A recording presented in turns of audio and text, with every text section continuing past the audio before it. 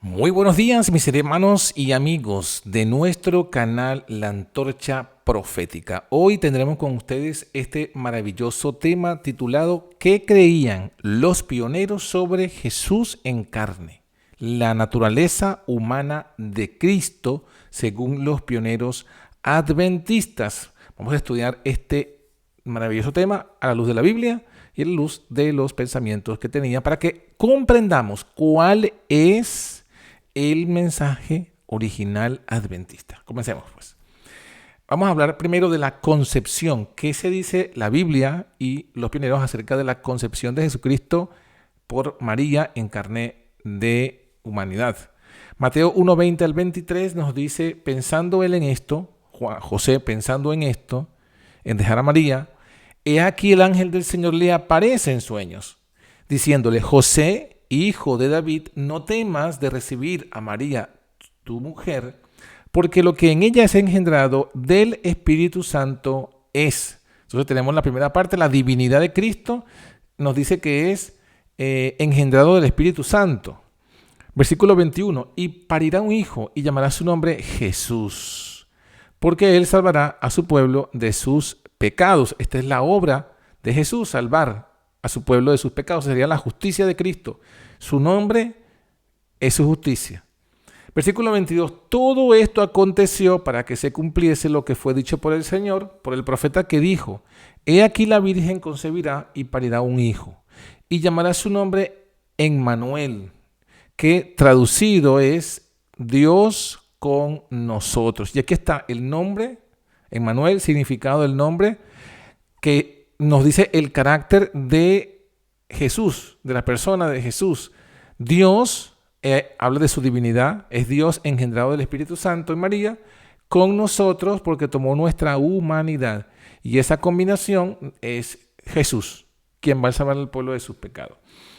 El pionero A.T. Jones, en el libro Camino Consagrado a la Perfección Cristiana, en el capítulo 4, dice, llamará su nombre Emmanuel, que declarado es Dios con nosotros. No solamente Dios con él, sino con nosotros. Dios era con él desde la eternidad y lo hubiese podido seguir siendo aunque no se hubiera dado por nosotros. Pero el hombre, por el pecado, quedó privado de Dios y Dios quiso venir de nuevo a nosotros. Por lo tanto, Jesús se hizo nosotros, a fin de que Dios con él pudiera venir a ser Dios con nosotros. Y ese es su nombre. Y esa es la fe de Jesús y su poder. Ese es nuestro Salvador, uno con Dios y uno con el hombre. En consecuencia, puede también salvar plenamente a los que por él se acercan a Dios. Vamos a ver, la siguiente lámina nos habla de otro pasaje bíblico que también habla de las dos naturalezas de Cristo. Esto es Lucas 1, 31 al 35.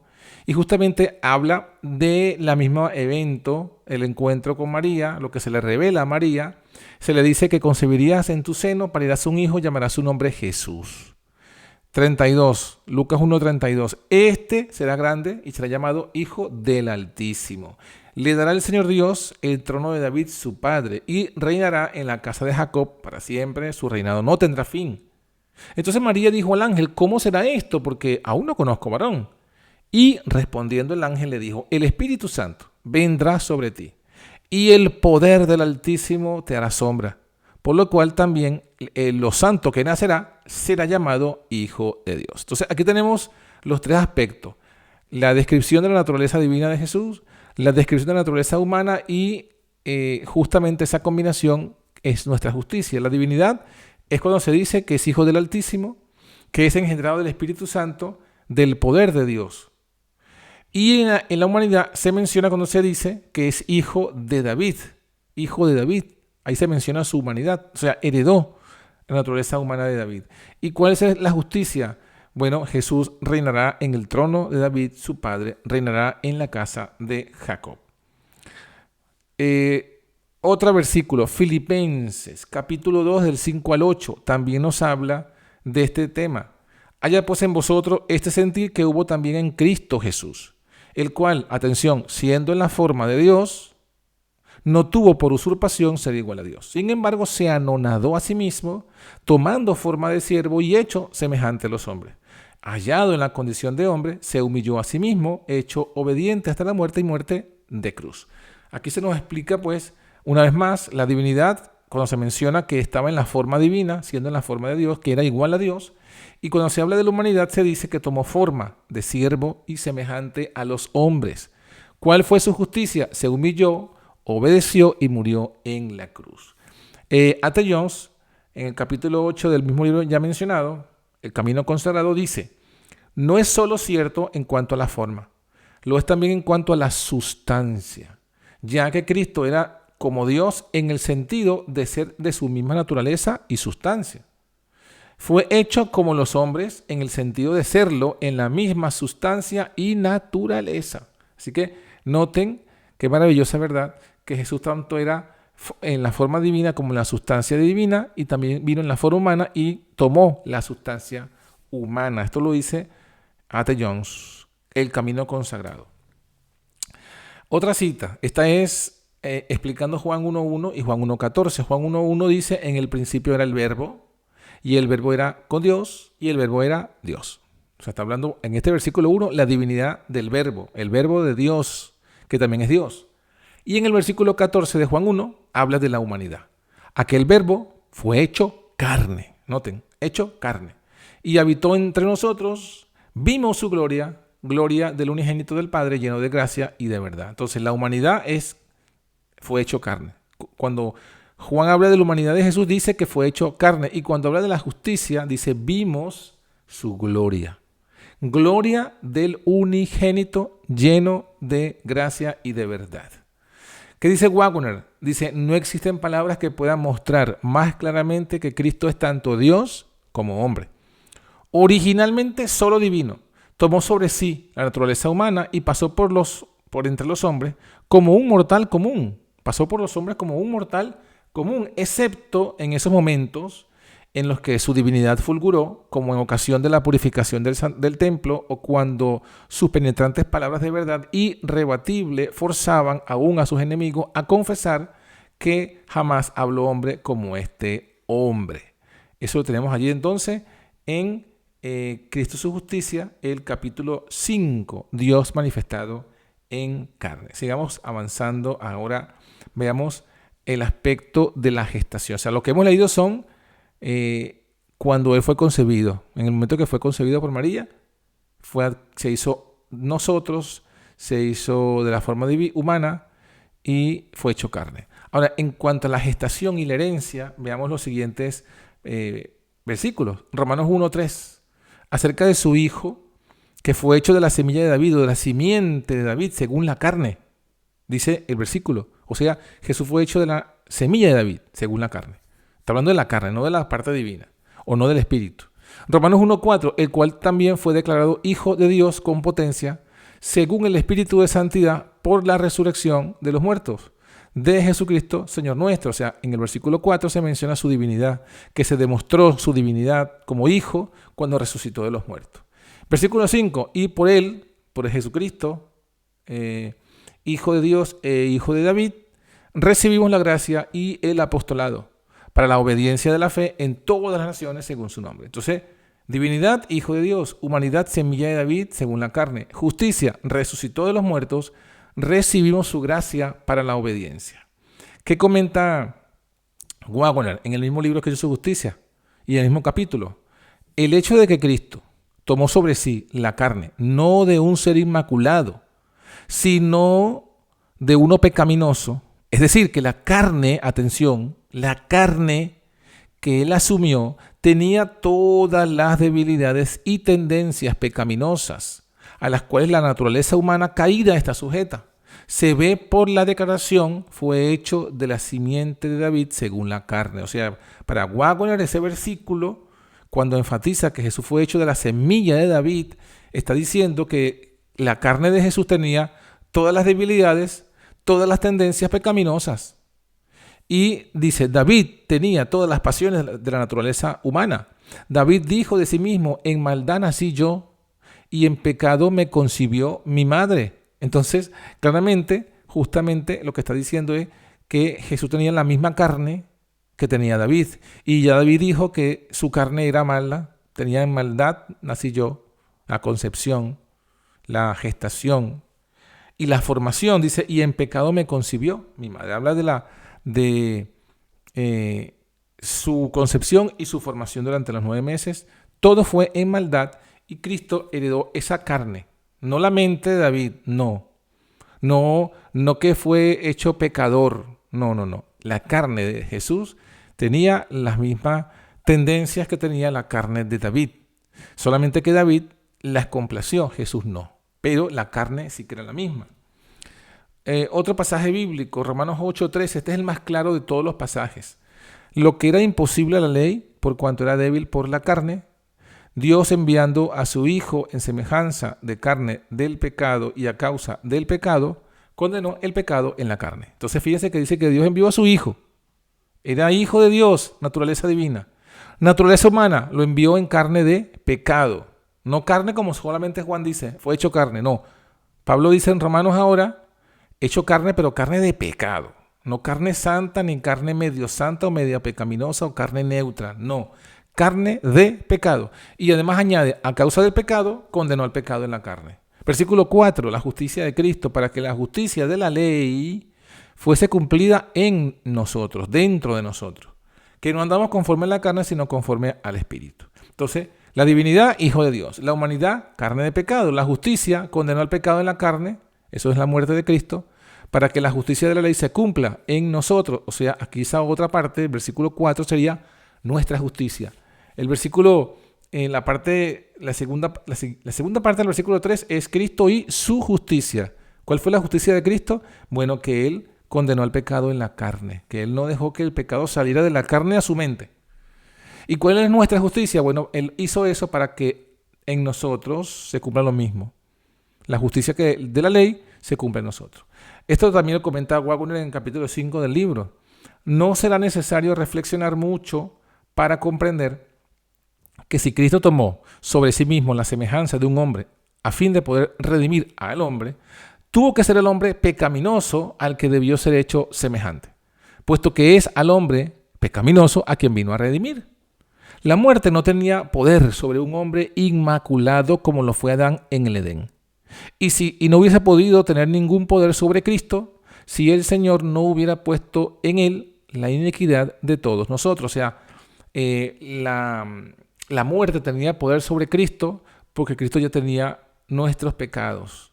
Si Cristo no hubiese tenido nuestros pecados en su carne, entonces esto no hubiese podido ser mortal. Pero él era mortal por la naturaleza humana. Avanzamos. Lámina número 11, el mismo versículo, pero aquí explicado ahora por A.T. Jones. Lo anterior fue por Wagner. A.T. Jones dice, Jehová cargó en él el pecado de todos nosotros. Isaías 53, versículo 6. Miren lo que dice Jones en su libro El Camino Consagrado, capítulo 7. Todo el pecado existente, desde su origen en el mundo hasta el mismo fin, le fue cargado a Cristo.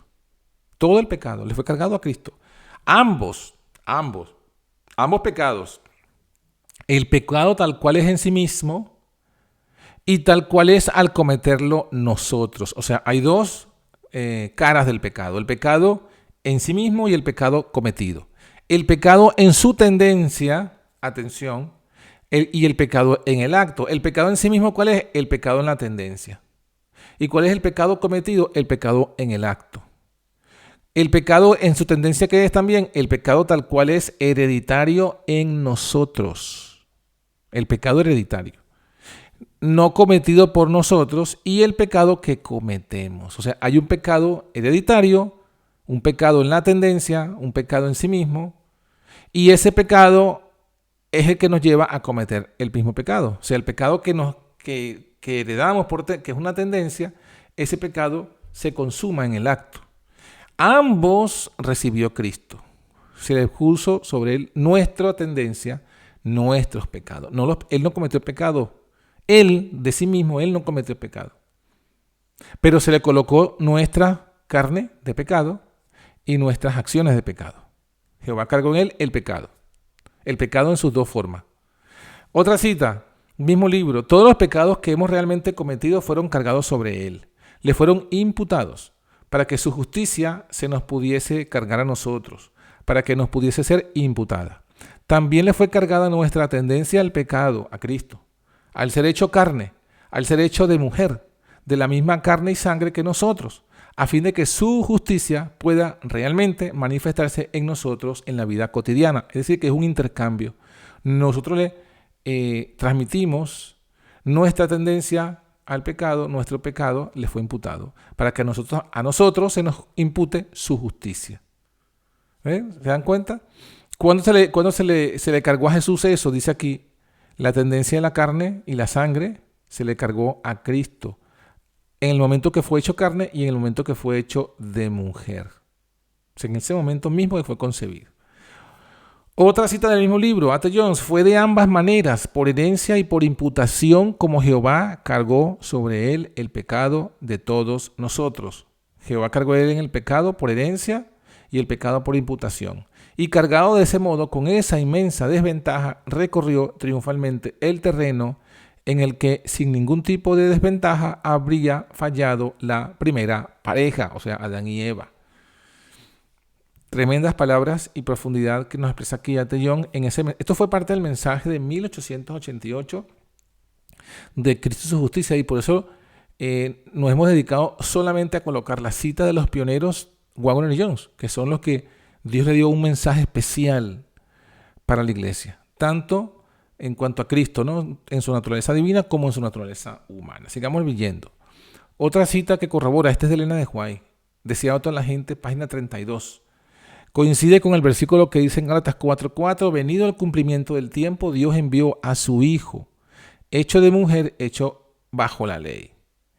Había sido una humillación casi infinita para el Hijo de Dios revestirse de la naturaleza humana, aun cuando Adán poseía la inocencia del Edén. Pero Jesús aceptó la humanidad cuando la especie se hallaba debilitada por 4,000 años de pecado. O sea, cuando Jesús fue concebido, cuando Jesús aceptó la humanidad, habían pasado 4,000 años de pecado. Como cualquier hijo de Adán, aceptó los efectos de la gran ley de la herencia.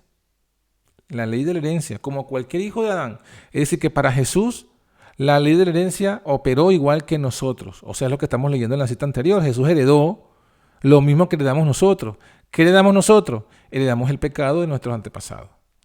La historia de sus antepasados, dice, la historia de sus antepasados terrenales demuestra cuáles eran aquellos efectos de la gran ley de la herencia. Mas Él vino con una herencia tal para compartir nuestras penas y tentaciones y darnos el ejemplo de una vida sin pecado. Tremendo y maravillosa cita que viene complementando todo lo que hemos venido estudiando acerca de este tema. Sigamos avanzando. Ahora hablemos del nacimiento de Jesucristo. Cita de Gálatas 4:4. Nació de mujer, nació súbdito o bajo la ley. ¿Para redimir a quienes? A los que también estaban bajo la ley. Para que todos fuésemos adoptados como hijos, dice el versículo 5. Y el versículo 6, y ya que somos hijos, Dios envía el espíritu de su Hijo a nuestros corazones. Y ese espíritu de su Hijo en nuestros corazones, ese clama Abba Padre. La divinidad en este pasaje bíblico, Dios envió a su Hijo.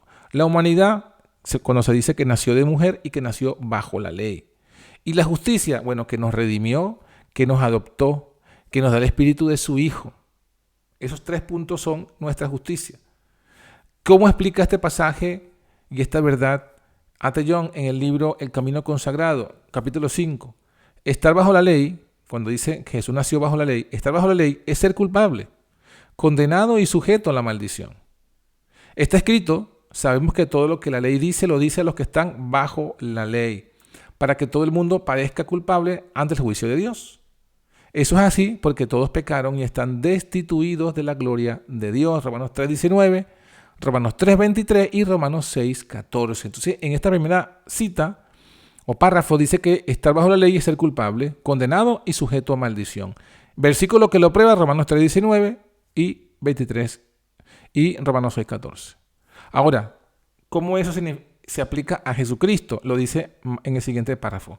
Jesús asumió todo eso, ya que fue hecho súbdito a la ley, fue hecho culpable. Atención, Jesús fue hecho culpable, no era él culpable.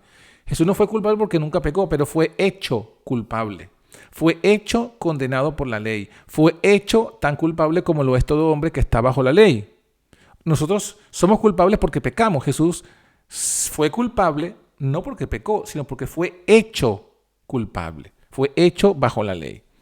Fue hecho bajo condenación tan plenamente como lo es todo hombre que ha violado la ley. Fue hecho bajo maldición tan completamente como lo haya sido o puede hacerlo jamás todo hombre en este mundo, porque maldición de Dios es el colgado en un madero.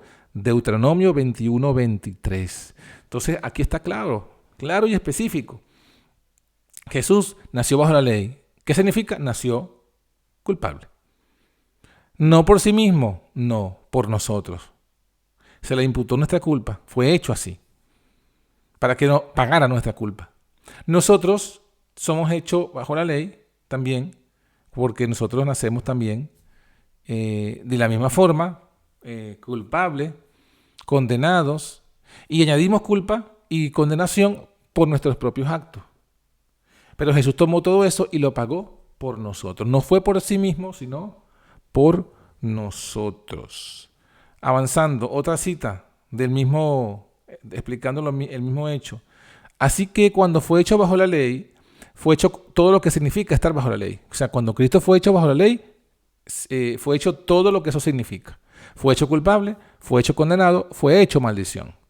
Pero sea quien sea el beneficiario de lo realizado y sea lo que sea lo conseguido con su cumplimiento, no se olvide jamás el hecho de que a fin de poder realizarlo, él tuvo que ser hecho lo que ya eran previamente aquellos en cuyo beneficio lo realizó. Por lo tanto, todo aquel en cualquier parte del mundo que conozca el sentimiento de culpa, necesariamente conoce lo que Cristo sintió por él. Miren esto.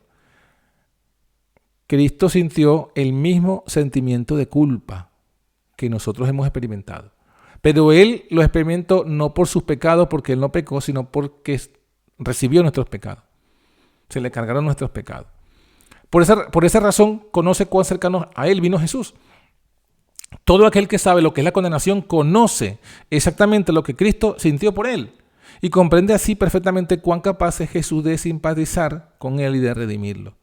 Cualquiera que conozca la maldición de pecado, cuando cualquiera sintiera la plaga de su corazón, en eso puede tener una idea exacta de cuánto Jesús experimentó por él y de cuán plenamente se identificó Jesús con él en su misma experiencia. Miren, entonces, a este mensaje tan tremendo que predicaron Waggoner y Jones. Sigue diciendo más, hay mucha más información. Llevando la culpa, estando bajo condenación y de esa forma bajo el peso de la maldición, Jesús, durante toda su vida en este mundo de culpa, condenación y maldición, vivió la perfecta vida de la justicia de Dios sin pecar absolutamente jamás. Si no lo has visto claro, si no te has percatado, lo enfatizamos. Todo esto no fue que Jesús llevó el pecado en el Getsemaní o en la cruz. Lo llevó desde el nacimiento. Es lo que está diciendo aquí.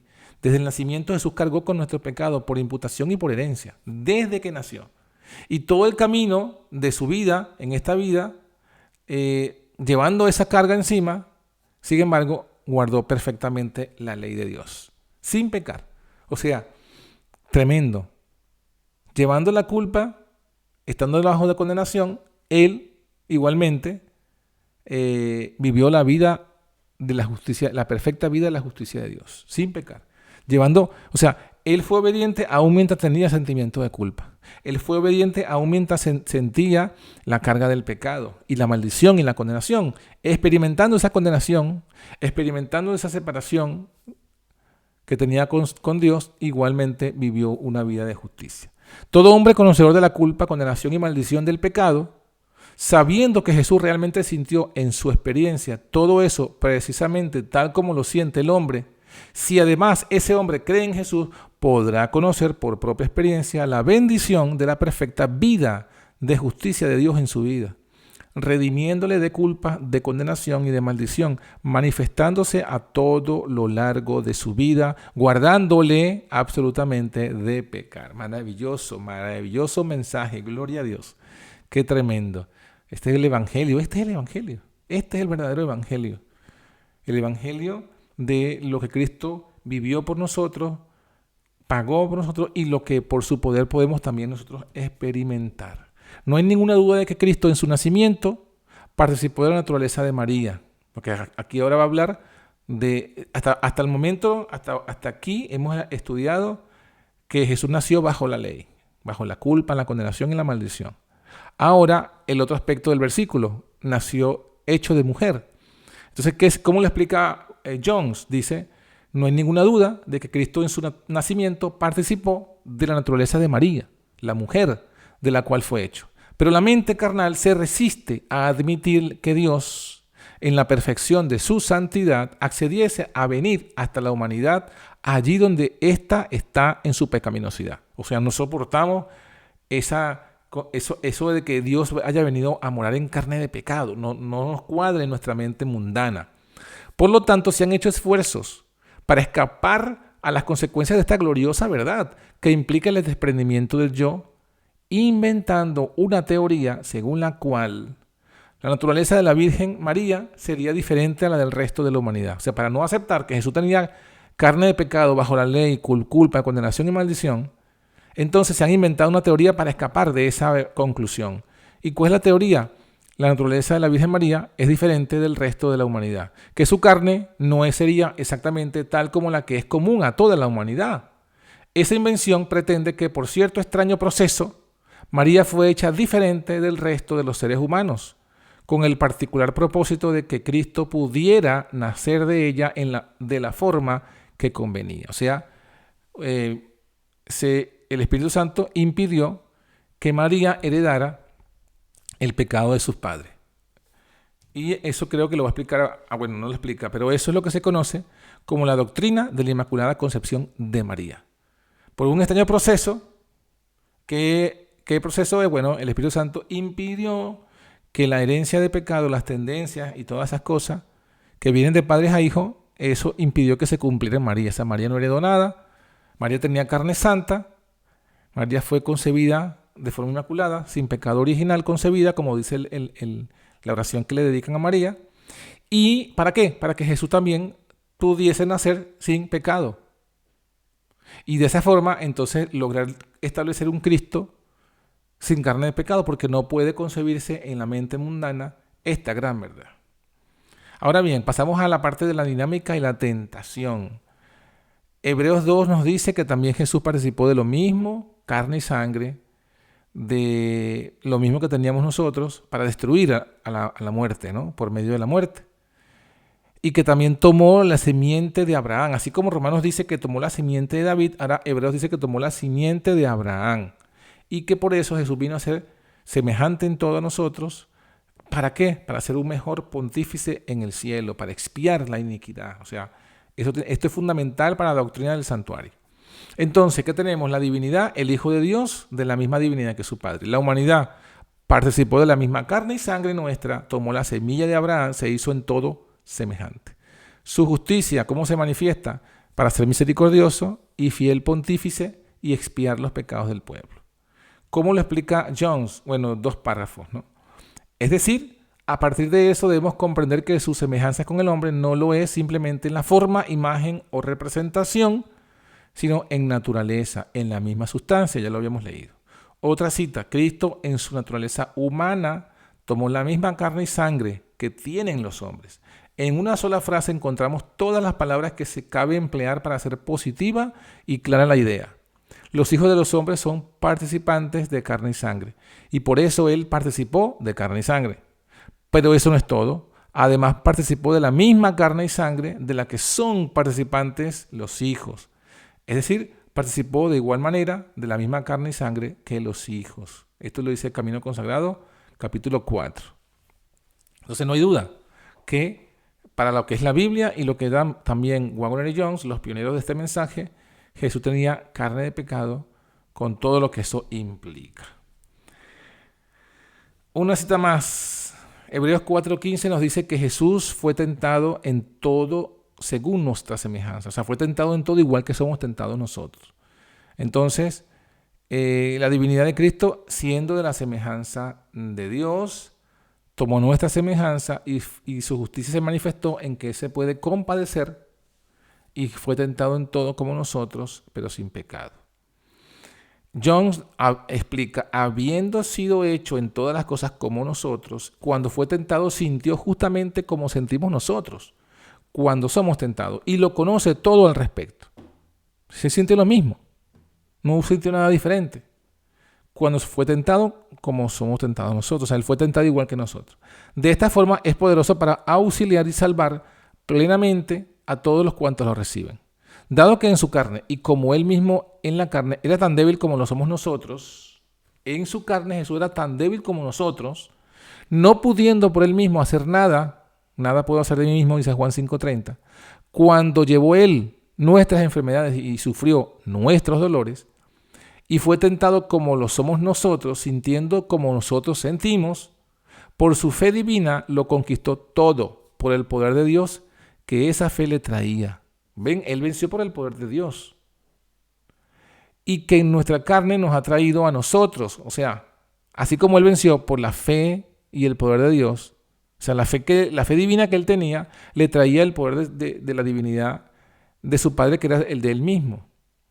Y con ese poder divino él vencía. Y esa misma fe trae ese mismo poder a nuestra carne. O sea, que así somos victoriosos como venció Jesús. Victoria, y con esto finalizamos. Hablando aquí, Mateo 4 habla de justamente una tentación especial en el desierto y dice que fue tentado primeramente a que convirtieran las piedras en pan después de 40 días de ayuno, que tenía hambre. La divinidad era el Hijo de Dios, la humanidad se manifestó aquí en estos versículos porque dice que ayunó 40 días y tuvo hambre. El hambre que tuvo Jesús era un hambre de carne de pecado, o sea, era un hambre de pecado, hambre pecaminosa, tal cual. No era un hambre santa. Ningún ser humano tenía hambre santa, porque el hambre está contaminada con el pecado, porque nuestra carne es de pecado. ¿Cuál fue la justicia de Jesús? Fue tentado a usar su poder divino para satisfacer su hambre humana, pero él se sujetó a la palabra de Dios como alimento. Y explica aquí, en este caso, una pionera, Elena de White, decía a toda la gente, página 91. Llevando sobre sí el terrible peso de los pecados del mundo, fíjense, llevando, o sea que aquí también Elena de White coincide con A.T. Jones, en el hecho de que Jesús ya desde el momento que fue tentado en el desierto, por lo menos en esta cita lo dice, ya él llevaba el peso de los pecados del mundo. No solamente, no fue en el Getsemaní apenas, no, desde el momento del desierto. Llevando sobre sí el terrible peso de los pecados del mundo, Cristo resistió la prueba del apetito, del amor al mundo y del amor a la ostentación, que conduce a la presunción. Deseado a toda la gente, página 91, párrafo 2. Otra cita de la misma autora, Dios nos cuida, página 177. No fueron solo los corrosivos dolores del hambre lo que hicieron los sufrimientos de nuestro Redentor tan indeciblemente severos. Fue el sentido de culpa que había resultado de la indulgencia del apetito, que había traído un mal tan terrible al mundo, lo que hacía una presión tan pesada sobre su alma divina. Noten esta cita. Primero dice, Jesús experimentó el sentimiento de culpa, tal como lo dice, como ya leímos hace rato que lo dijo A.T. Jones. Y está hablando que lo que confirma lo que veníamos diciendo, o sea, ¿qué tipo de hambre sentía Jesús? Un hambre que era el resultado de la indulgencia del apetito, o sea, era un hambre pecaminosa, no era un hambre santa, no era un hambre inocente, porque hay una teoría de que Jesús tenía debilidades inocentes. No hay debilidades inocentes. El hambre de Jesús estaba contaminada con la indulgencia del apetito y con ese sentimiento de culpa. Y eso, dice, hacía una presión tan pesada, una presión, una carga. ¿Dónde? ¿En qué parte, en qué naturaleza de Jesús hacía la presión? ¿En la naturaleza humana? No, dice, sobre su alma divina. O sea, la humanidad que él tenía con esa carga y sentimiento de culpa presionaba a su alma divina. ¿Y sobre qué la presionaba? En sentimiento de culpa, en hambre pecaminosa, una presión. Con la naturaleza del hombre y con la terrible carga de los pecados pesando sobre él, nuestro Redentor hizo frente al poder de Satanás en esta gran tentación inicial que pone en peligro las almas de los hombres. Si el hombre podía vencer esta tentación, podía triunfar en cualquier otro punto. Tremenda cita. Otra cita del mismo, hablando del mismo evento, Mensajes Selectos, tomo 1, 318. Tan pronto como Cristo entró en el desierto de la tentación, cambió su rostro. Entonces desaparecieron la gloria y el esplendor reflejados del trono de Dios, que iluminaron el rostro cuando se abrieron los cielos ante él y la voz del Padre lo reconoció como a su Hijo en quien se complacía. O sea, esa gloria que tenía en el bautismo desapareció cuando entra en el desierto. Su alma estaba siendo abrumada por el peso de los pecados del mundo. Su alma, ¿ve? Ya nos dice la cita anterior, Dios nos cuida, que era su alma divina. Y aquí nos repite que esa alma divina está siendo abrumada por los pesos de los pecados del mundo. O sea, no hay que esperar hasta Getsemaní. Ya aquí sufrió el peso de los pecados del mundo. Y su rostro expresaba dolor inenarrable, una angustia profunda que el hombre caído nunca había experimentado. Había de recorrer solo el camino de la tentación y no iba a haber nadie que lo ayudara, nadie que lo consolara o sostuviera. Había de luchar con los poderes de las tinieblas solo. Tremendo, tremendo toda esta cita. Muy bien, mis hermanos, estas son algunas de las citas más claves sobre este tema de la naturaleza humana de Cristo. Y vean entonces que Jesús tuvo exactamente la misma carne que nosotros, experimentó nuestra culpa, nuestra condenación, nuestra maldición, nació bajo la ley, pero fue hecho así para poder experimentar lo que nosotros experimentamos y así también pagarlo. Y Él así venció. ¿Y cómo venció? Por el poder de su divinidad, que también nos ofrece a nosotros por la fe y la gracia. Así que bueno, que Dios les bendiga y esperamos que haya sido de bendición. Cualquier pregunta o comentario, déjelo aquí en la caja de los comentarios de YouTube. Que Dios pues los bendiga.